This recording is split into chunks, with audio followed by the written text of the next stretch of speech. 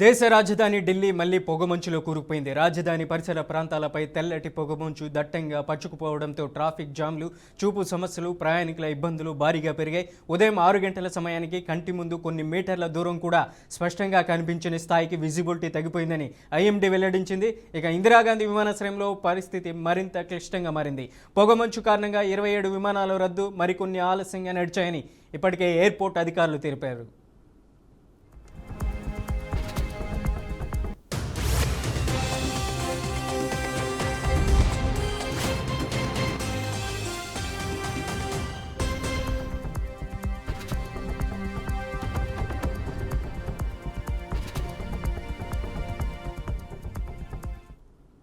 మరోసారి ఢిల్లీని వాయు కాలుష్యం పట్టిపీడిస్తుంది. ఢిల్లీలో IQI 373 కాగా ప్రమాదకర స్థాయికి చేరుకుంది. దీంతో ప్రభుత్వం కఠిన చర్యలు అమలులోకి తెచ్చింది.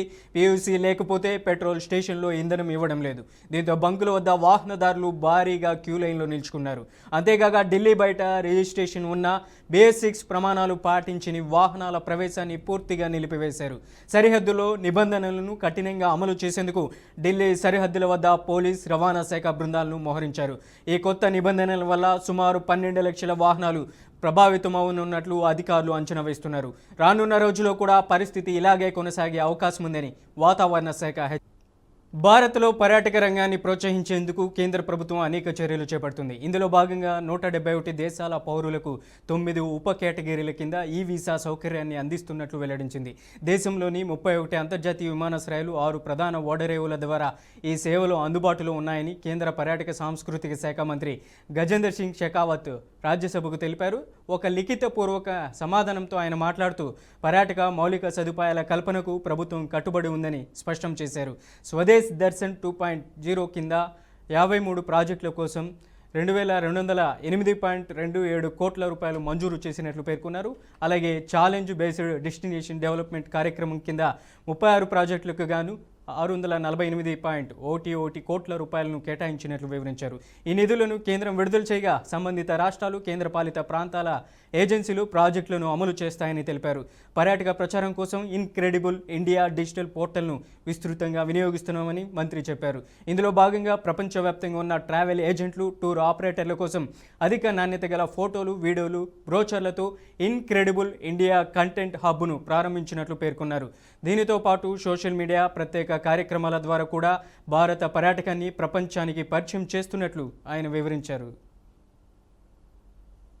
हम भावनाएं नहीं समझ सके और उन्होंने कहा कि जिनका आजादी की लड़ाई में जिन्होंने बलिदान नहीं किया वो शायद देश की विरासत का मोल नहीं समझते।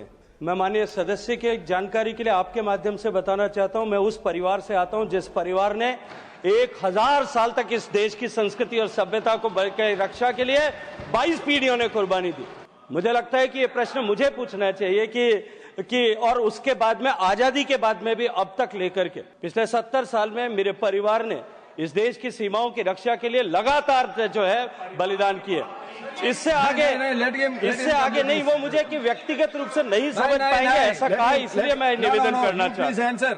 और दूसरा, माननीय सदस्य ने जो प्रश्न किया है कि क्या वो उसका टिकट शुल्क नहीं बढ़ाएंगे, मैं सदन को विश्वास दिलाना चाहता हूं कि टिकट को तय करना, उसके शुल्क को तय करना उसके परव्यू में नहीं होता है। वो ASI तय करती है। उसका पैसा जो भी आता है वो भारत के कंसोलिडेटेड फंड में जाता है, वो ASI और डिपार्टमेंट के पास में भी नहीं आता, इसलिए उसमें उनका कोई कहीं योगदान नहीं होगा, कोई रोल भी नहीं होगा।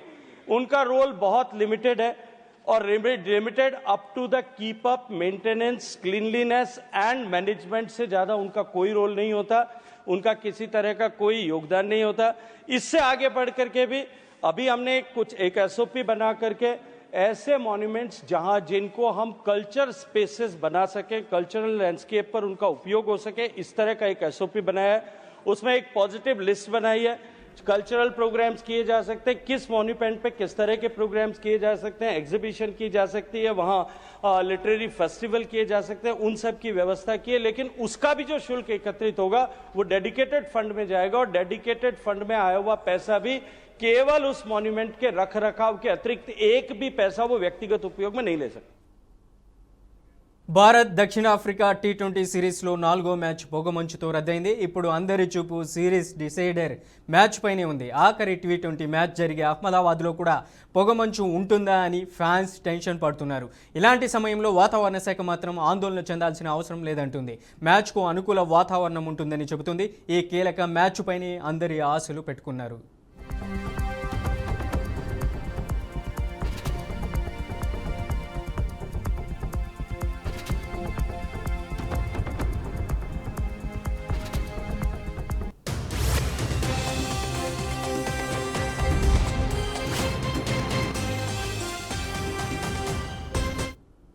భారత్ దక్షిణాఫ్రికా టీ20 సిరీస్లో 4వ మ్యాచ్ పొగమంచుతో రద్దయింది. ఇప్పుడు అందరి చూపు సిరీస్ డిసైడర్ మ్యాచ్ పైనే ఉంది.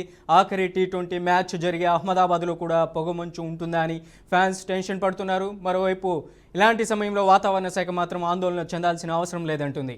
మ్యాచ్కు అనుకూల వాతావరణం ఉంటుందని చెబుతుంది. ఈ కీలక మ్యాచ్ పైనే అందరి ఆశలు పెట్టుకున్నారు.